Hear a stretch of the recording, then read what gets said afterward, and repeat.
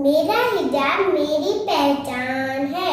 कुरान में अल्लाह ने सूरह नूर में हमें हिजाब करने का हुक्म दिया, क्योंकि अल्लाह जानता है हमारे लिए क्या बेहतर है। हम अपने कीमती सामान को हिफाजत के लिए छुपा के रखते हैं,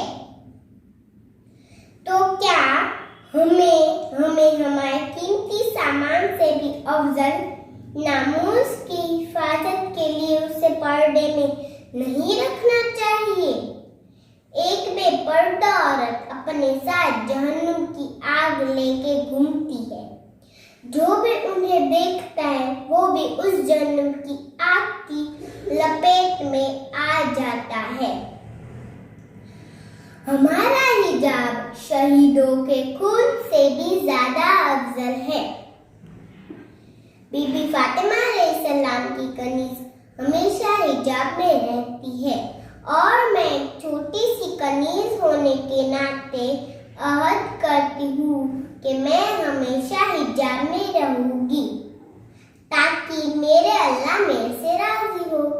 आज के दौर में दुश्मनाने इस्लाम हमें बेहिजाबी की ओर ले जा रहे हैं, ताकि इस्लाम को नुकसान पहुंचा सके और उन्हें खत्म कर सके।